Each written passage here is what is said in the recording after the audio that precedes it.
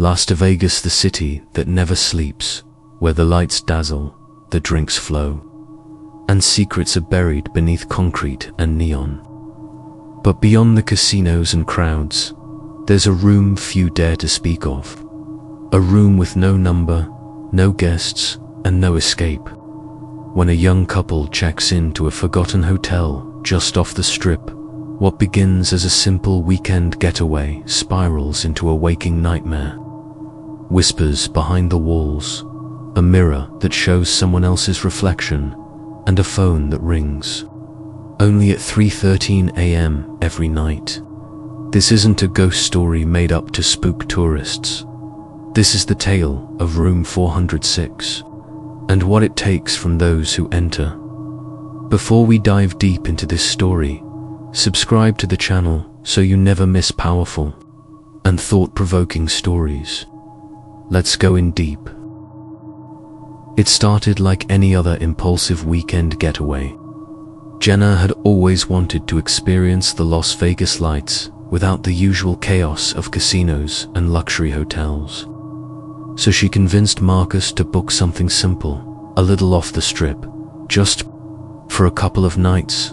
Something quiet, tucked between the shadows of towering resorts and neon chaos. The hotel they found had decent reviews, not great, but enough to assure them it wouldn't be a disaster.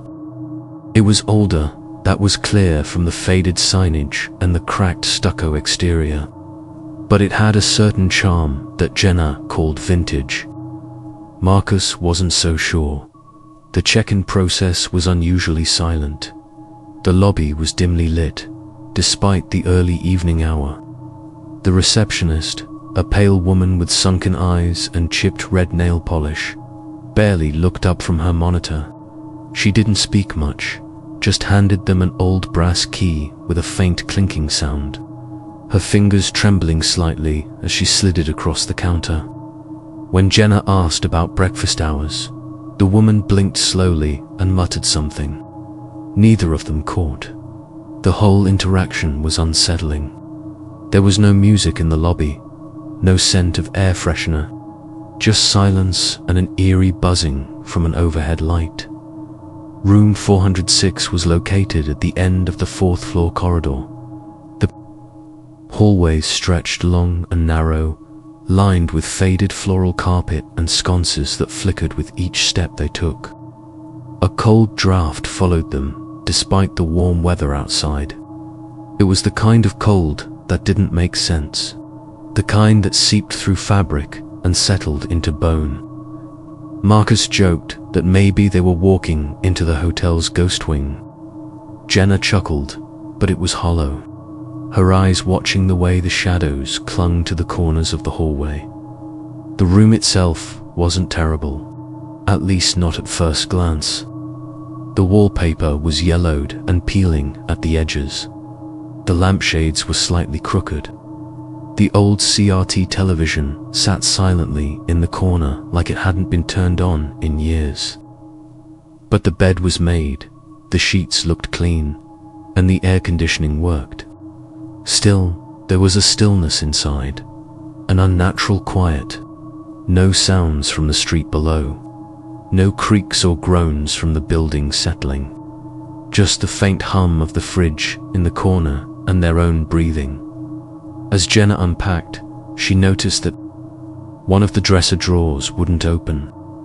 It was stuck, jammed as if something inside was pressing against it. She gave up after a few tries. Marcus, meanwhile, kept checking the windows. They had a view of a dark alley and the back wall of another building. No lights, no movement.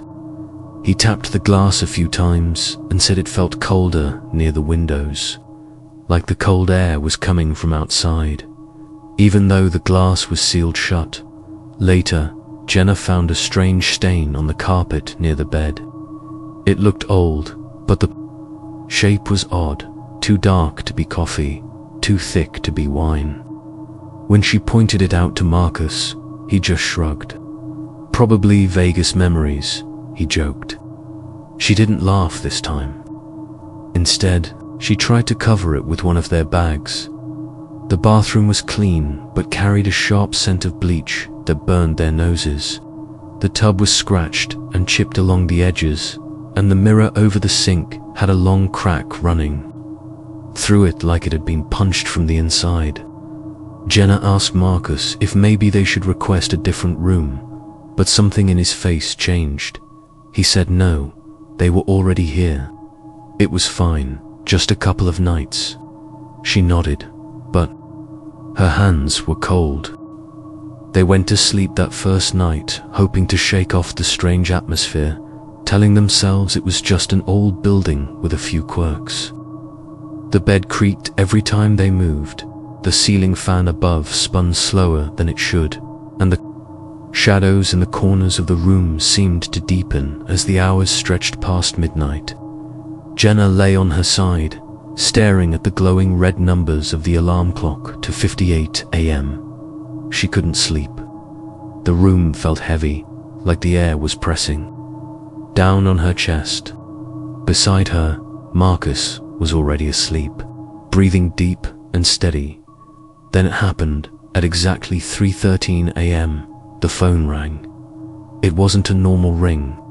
It wasn't the high, crisp trill of a modern phone, or even the soft chime of an older model. This one was loud, piercing, a metallic shriek that shattered the silence like a scream. Jenna bolted upright, heart pounding. Marcus stirred, groaning, then sat up too, confused. They looked at the phone on the nightstand between them, its red light blinking. It kept ringing, louder and more aggressive with each second. Jenna reached out and picked it up, pressing it to her ear with a shaking hand. She said hello once. Then again, no one answered. There was no static, no dial tone, just breathing.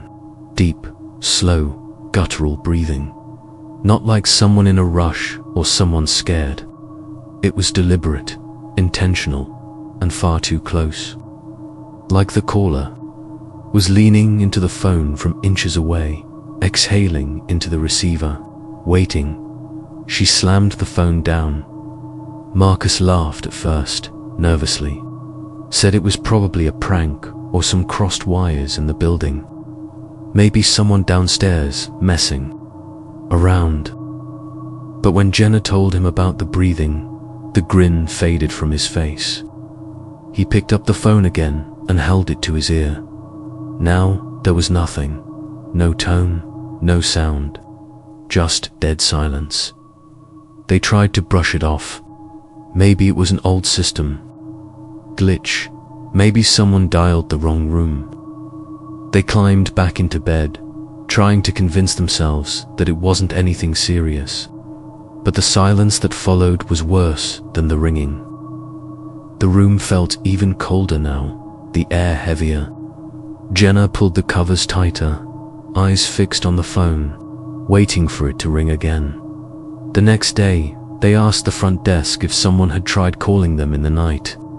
The same receptionist was there, standing stiff behind the counter. She didn't respond at first, just blinked at them like she didn't understand the question. When Marcus repeated it, her eyes flicked to a logbook on the counter, then back to him. "No calls were made to your room," she said quietly. Jenna pressed further, asking if it was possible someone could have called internally, maybe from another room. The woman didn't answer. She simply turned away and disappeared into the back office. That night, they stayed out longer, trying to enjoy the strip and ignore the unease that had settled between them. But when they returned and got back into bed, the tension returned with them. The air in room 406 was thick and unmoving. Jenna barely slept, watching the clock tick closer to that cursed minute at 3:13 a.m. The phone rang again. This time, Marcus answered it. He didn't say anything, just held it to his ear, staring straight ahead, his face going pale. Jenna whispered to him, asking what he was hearing, but he didn't speak.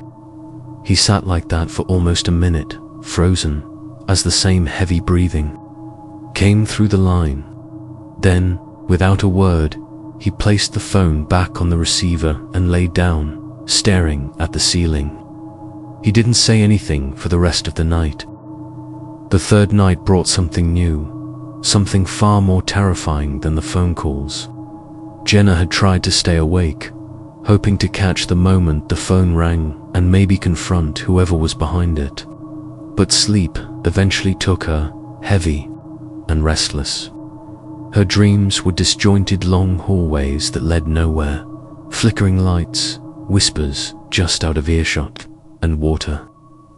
Always water. She dreamed of standing ankle-deep in a bathtub, cold liquid rising slowly around her legs, but her feet couldn't move. Something was keeping her there. No matter how hard she tried to scream, her voice wouldn't come. She woke up gasping, her heart hammering against her chest. The room was dark, but not quiet. She could hear water dripping, not the soft, occasional plink of a leaky faucet. This was rhythmic, steady, like water falling from a height. She reached for Marcus, but the other side of the bed was empty. Panic surged instantly. She sat up, scanning the room. The bathroom door was open, just a crack, a faint light seeping through. The dripping was coming from there. Jenna called out, his name softly. No answer. The fear in her voice cracked through the silence. Slowly, she got up, each step toward the bathroom door feeling like a mile. When she pushed it open fully, the light flickered above the mirror, casting distorted reflections across the tiled walls. The bathtub was full of water, black, murky, and completely still. The faucet wasn't running, yet water continued to drip from somewhere unseen, landing into the tub without creating ripples. And there, in the mirror, stood a woman. Not Jenna, not anyone she recognized. The figure in the reflection was pale, soaked with long black hair plastered across her face.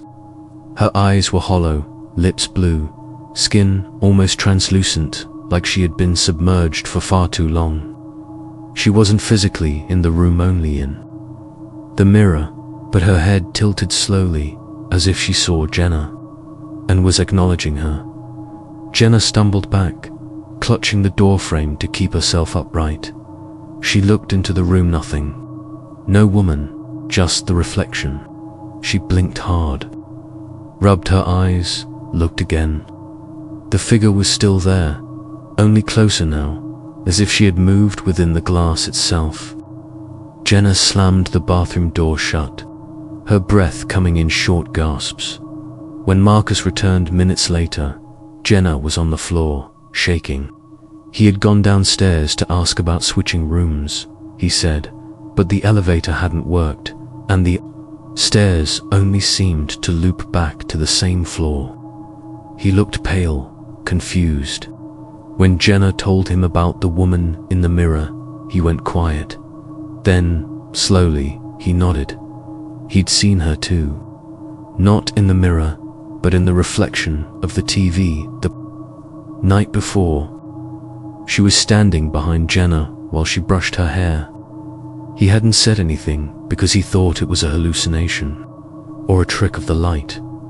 That night, the mirror in the bathroom cracked on its own. They hadn't touched it, hadn't gone near it, but a loud snap woke them at 4 a.m., and when they turned on the light, a jagged fracture ran straight down the center of the glass, like it had been split from the inside.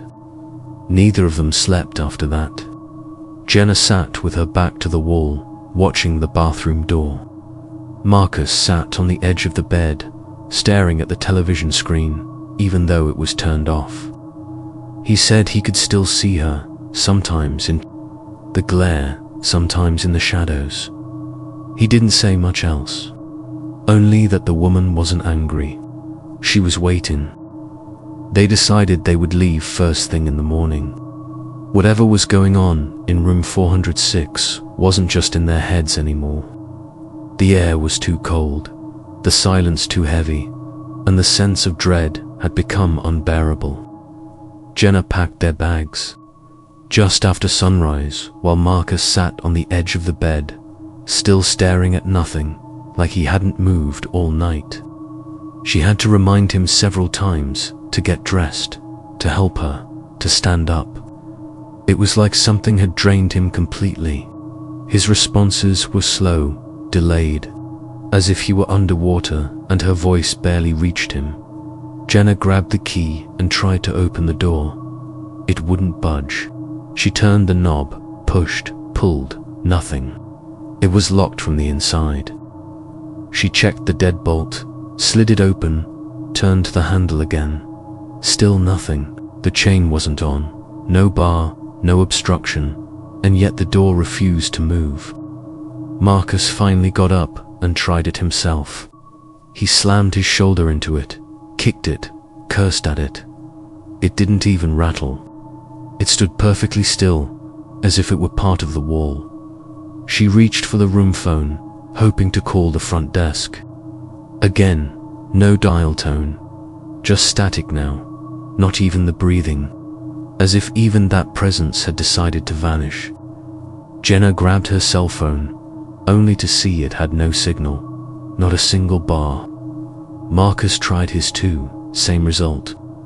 No reception, no reception, no Wi-Fi, no connection to anything outside of that room. They were sealed off. Jenna moved to the window, determined to get someone's attention. But when she pulled back the curtain, she realized something was different. The alley below wasn't there anymore, or at least not as it had been.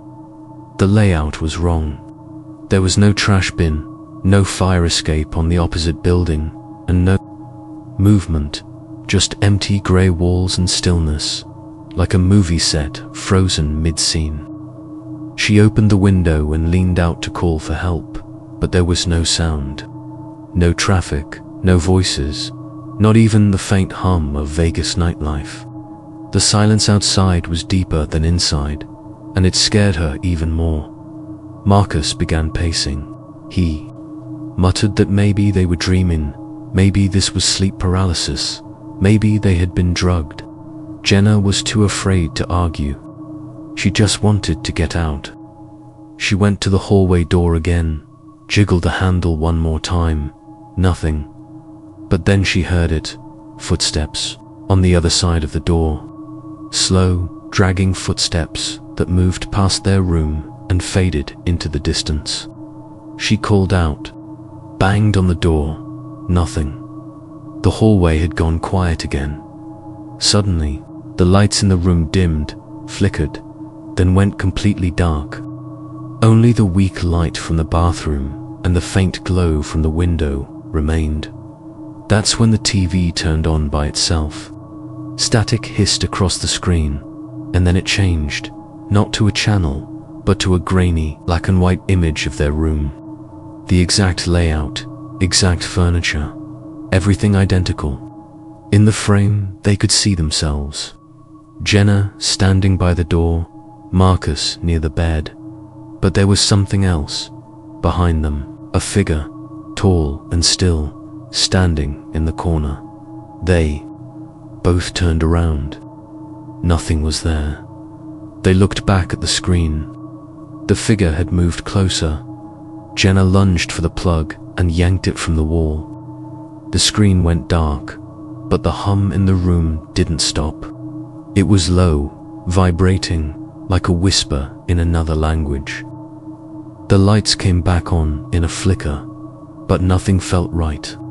Marcus began to laugh softly, then louder, but it wasn't the kind of laugh she recognized. His eyes were distant. Something was happening to him, something the room was doing.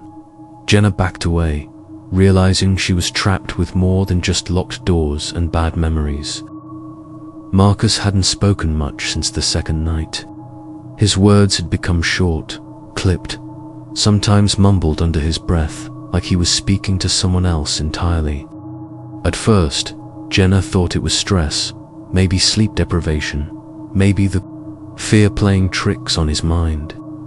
But by the fourth night, it was clear that whatever was happening inside room 406 had taken a hold of him. He would sit for hours in front of the bathroom mirror, whispering to his own reflection, not reacting when Jenna called his name or pleaded with him to stop. He said he saw her, the woman in the mirror. He said she told him things about the hotel, about the bathtub, about what had happened here long before they arrived. He didn't sound afraid. He sounded fascinated, almost enchanted, like someone discovering a secret they had waited their whole life to uncover. Jenna tried to reason with him, begged him to stop looking into the mirror, to stop answering the phone when it rang, to stop staring at the TV when it flickered on without warning. But Marcus wouldn't listen. He told her she didn't understand. He said the woman was trapped, that she had died in that very room, drowned by someone who had once loved her. He claimed she had been calling out ever since, waiting for someone who would finally hear her. At first, Jenna thought it was all in his head, a mental break brought on by the stress, the fear, the claustrophobic nightmare they were caught in. But then things started to happen that she couldn't explain. Words began to appear on the foggy mirror after showers, words neither of them wrote, names they didn't know. One night, she woke up to find Marcus standing over the bathtub, fully dressed, the water running though the faucet hadn't been touched. When she asked him what he was doing, he said the water was speaking to him, that it was showing him memories. He said he saw her last moments, her hand slipping beneath the surface, her final breath vanishing into silence. Jenna tried to pull him away from the tub, but he fought her. Not violently, but with a strange strength, like he was protecting something sacred. When he finally let go and turned to face her, his eyes were glassy, almost vacant. He said the woman wasn't a ghost. She was a victim, and she had chosen him that night. He refused to sleep in the bed. He sat on the bathroom floor instead, his back against the door, murmuring to the crack in the tile as if someone were listening from the other side. Jenna felt like she was living with a stranger. The man she had checked into the hotel with was gone, replaced by someone else, someone haunted, distant, no longer fully in control of his own mind. Every time she looked into his eyes, it was like he was fading deeper into the room, becoming part of it, like the peeling wallpaper and the flickering lights. And the worst part was that Marcus didn't seem to care. He welcomed it. He said the woman was lonely, that she had been ignored too long, that now she finally had someone who could hear her and feel what she felt. He said she wanted him to stay forever. Jenna made one last desperate attempt to leave. She pounded on the door until her knuckles bled, screamed until her voice cracked, tried to break the window with a lamp. Nothing worked, and when she turned around, Marcus was watching her, his head tilted, eyes wide and empty. He said the woman was angry now, that Jenna had upset her. He said if Jenna didn't stop trying to leave, the woman might show her what it felt like to drown in silence. When the front desk finally contacted the police, it wasn't because someone had called for help. It was because the staff had received an anonymous complaint about a strong smell coming from room 406. The hotel's records showed the room hadn't been booked in over a year, ever since the incident. A man had reportedly died there under mysterious circumstances, drowned in the bathtub with no signs of struggle. No forced entry, no clear cause. His girlfriend had vanished.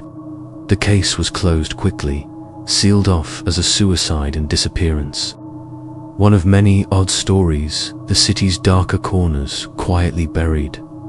2 officers arrived that morning to investigate. They knocked, called out, then used a master key to enter the room. The door creaked open without resistance. Inside, the air was icy.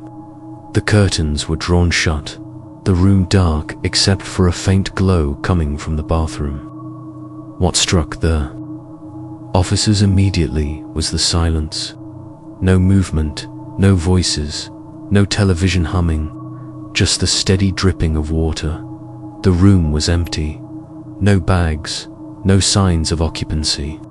The bed was made perfectly, the pillows fluffed, the sheets smooth and unwrinkled. The closet was open, bare. No shoes, no clothes, no personal items. The minibar was untouched, and the power to the room's phone had been disconnected. One officer walked over to the bathroom, drawn by the glow. Inside, the mirror had a large crack running from corner to corner, and a single wet handprint marked. The glass just beneath it, the tub was dry, but a faint outline of something or someone seemed to be etched into the bottom of the porcelain, like a shadow that couldn't be scrubbed away. They searched the room top to bottom, even checked the ceiling tiles, the vents, beneath the bed. Nothing, no blood, no signs of forced entry or exit, no fingerprints that shouldn't have been there. The only unusual detail was the air. It was heavy, thick, as though it hadn't been breathed in days. Yet the walls still felt warm, like someone had just left moments before. Later, surveillance footage from the hotel security office was reviewed. It showed Jenna and Marcus entering the hotel on their first night. They took the elevator to the 4th floor, walked toward room 406, but after that, nothing. No footage of them leaving, no trips to the lobby, no sightings in the casino lounge or the restaurant. They had simply disappeared into the hallway. The cameras outside room 406 flickered with static during their stay. Every night, between 3 o'clock and 3:30 a.m., the cleaning staff refused to enter the room afterward. Several claimed to hear whispers through the walls when they passed by. One maid said she saw a woman's face reflected in the hallway mirror near the elevator, soaked, pale, expressionless, staring at her before vanishing. Eventually, the hotel boarded the room up completely. Guests weren't allowed to stay on that end of the hallway anymore, and staff were instructed never to speak about it with visitors. But people still asked. There were always whispers, urban legends about the couple who vanished. Some said Jenna's voice could be heard if you stood outside room 406 at exactly 3:13 a.m. Others swore that the bathtub in the suite sometimes filled on its own, even with the water supply shut off. More than one guest had checked into neighboring rooms only to leave before sunrise, pale and trembling, claiming they'd heard someone knocking from the walls. Eventually, the hotel changed names, rebranded, remodeled, but room 406 was never reopened. Contractors refused to tear it down or alter it in any way. Some rooms around it were converted into closets or storage, but the door remained, unlabeled, painted over, sealed shut from the outside, and behind it, the silence stayed, cold and complete.